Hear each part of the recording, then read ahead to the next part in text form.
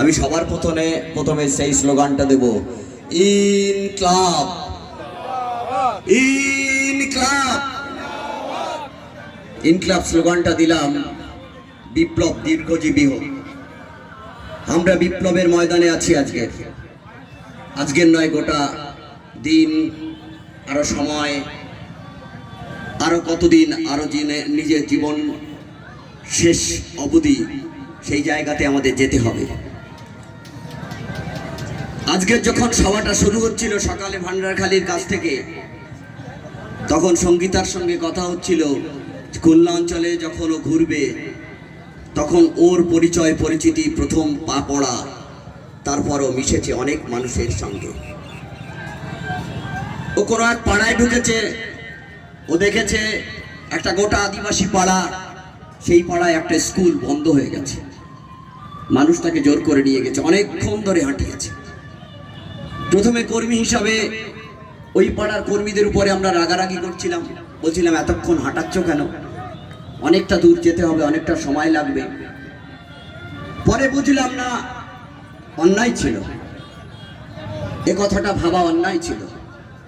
সেই পাড়ার মানুষের মধ্যে আবেগ ছিল যে হয়তোবা সঙ্গীতারাই এর সমাধান এনে দিতে পারবে। সঙ্গীতারাই আজকের ময়দানে নেমেছে গোটা একটা সমাজটাকে বদলানোর দিকে নিয়ে যাওয়ার জন্য। আমি শুধু আপনাদের এ কথা বলতে পারি, আজকের যারা বিজেপির কর্মীরা এই বাজারে আছেন তাদের উদ্দেশ্যে আমি বলি, রাজনৈতিক বিভাজনের রাজনীতি পশ্চিমবঙ্গের মাটিতে যখন বিজেপি আনলো, তখন তাকে আজকের ভাবতে হবে 91 লক্ষ মানুষ পশ্চিমবঙ্গের এসআইআরে বাদ গেল। কারাই 91 লক্ষ মানুষ?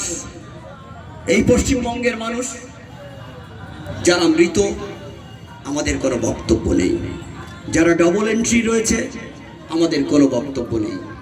কিন্তু যে বৈধ ভোটারটি আজকের ভোট দিতে পারবে না, যে বৈধ ভোটারটি হাটগাছার সিংপাড়ায় উষা সিং, তার স্বামীর নাম সুকুমার, সে ভোট দিতে পারবে না।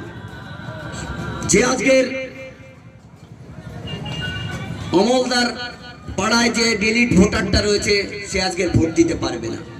বিজেপি ভেবেছিল পশ্চিমবঙ্গের মাটিতে মুসলিম ভোটারদের বাদ দিয়ে দেওয়া হবে, হিন্দু ভোটাররা থাকবে। বিজেপি হিন্দুত্বের রাজনীতি পশ্চিমবঙ্গে যে চাষ শুরু করেছেন, সেই চাষে হয়তো এটা একটা কাজে লাগবে, কিন্তু সেম সাইড গোল খেয়ে গেল। আমি বলছি, নিজেই গোলটা খেলেন। বিজেপির কর্মীরা একবার ভাবুন, 91 লক্ষ লোকের নাম যে বাদ গেছে, তার মধ্যে 63% অর্থাৎ 57 লক্ষেরও বেশি মানুষ যারা প্রকৃতপক্ষে হিন্দু সমাজের, 27 লক্ষের কিছু বেশি মানুষ যারা মুসলিম সমাজের, 2.5 অর্থাৎ প্রায় 2 লক্ষের কাছাকাছি মানুষ যারা অন্যান্য সম্প্রদায়ের। তাহলে যে কাজটি করবার জন্য তিনি বলেছিলেন, যে স্লোগান পশ্চিমবঙ্গের মাটিতে আকাশে বাতাসে ঘুরছে, সেই স্লোগান থেকে এই শিক্ষা আমাদের আজকে নিতে হচ্ছে। এই শিক্ষা নিয়ে আমরা ফিরছি, এই শিক্ষা নিয়ে গোটা পশ্চিমবঙ্গের মানুষ ফিরছে যে বিজেপি নামক একটা শক্তি, যে শক্তি গোটা পশ্চিমবঙ্গের মানুষের সমর্থন নিতে তারা প্রস্তুত নয়। যারা গোটা মানুষের সমর্থনকে বিশ্বাস করে না, যারা একটা অংশের মানুষকে বাদ দিয়ে ভোট করতে চায়, যারা গোটা সমাজটাকে এভাবেই দেখতে চায় যে বিভাজনের রাজনীতি দিয়ে হিন্দু আর মুসলমান করলে আমার ভোট বেশি আসতে পারে, তাহলে তারা সমাজের ক্ষতিকারক এলিমেন্টস, তারা সমাজের ক্ষতিকারক বস্তু। এভাবেই আমরা বিজেপিকে দেখতে চাই। আমরা বলতে চাই, বিজেপি ধর্মের জিগির তুলে হিন্দু আর মুসলমানকে ভাগ করতে চায়, উচ্চ বর্ণের সঙ্গে নিম্ন বর্ণে ভাগ করতে চায়, আর একটা করতে চায়, সেটা হচ্ছে মানুষের অধিকার কেড়ে নিতে চায়। এতদিন দেখছিলাম বাপবয়সী ছেলে লোকটি বিডিও অফিসের সিঁড়ি দিয়ে উঠে যাচ্ছে পঞ্চায়েতে 18 সালের নির্বাচনে প্রার্থীর নমিনেশন দিতে। হাঁটুর বয়সের ছেলেটি বাঁশের বাড়ি মেরে মাথা ফাটিয়ে দিয়ে রক্তাক্ত বিডিও অফিসের সিঁড়ি, বিডিও হাত জোড় করে বলছেন আমার কিছু করবার নেই। ও পঞ্চায়েতে নির্বাচিত হওয়ার অধিকারটা কেড়েছিল, তার নাম তৃণমূল কংগ্রেস। আরে সেই পঞ্চায়েত ব্যবস্থায় আপনি ভোট দিতে পারবেন না, ভোট না দেওয়ার জন্য আপনার নাম দেখাচ্ছে, তার নাম বিজেপি।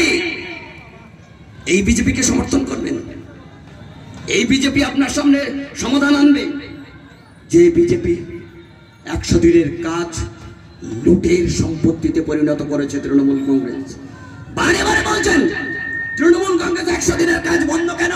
পশ্চিমবঙ্গে তৃণমূল চুরি করেছে, তৃণমূল চুরি করেছে, তৃণমূলের পরিস্থিতিকে ধরে না।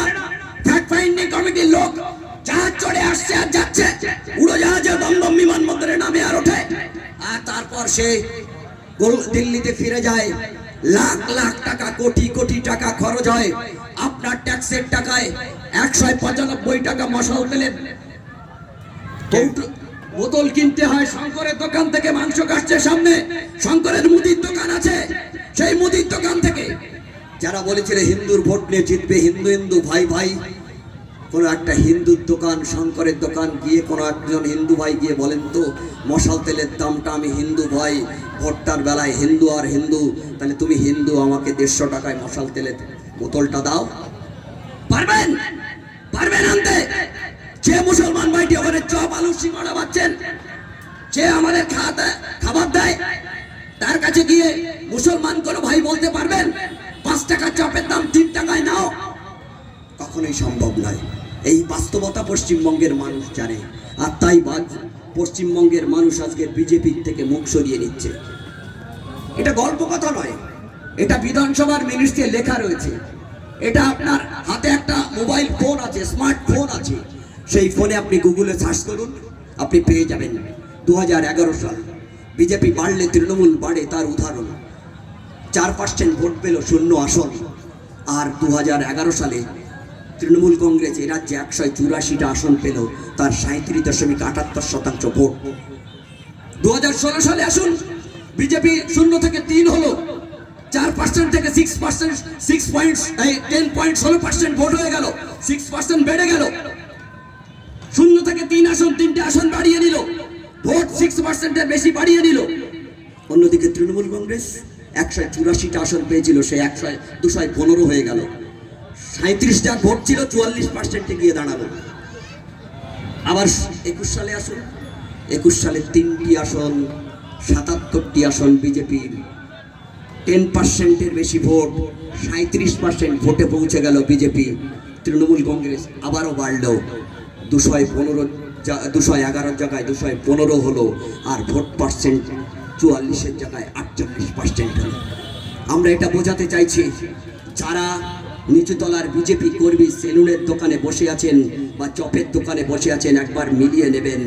যারা বিজেপিকে এই তৃণমূলকে হারাতে চান, এই বুথের মধ্যে লড়াই করছেন বিজেপির কর্মী, আমি তাদেরকেই প্রশ্ন করছি, উত্তর দিন, এই 3টি বছরে বিজেপি বাড়লে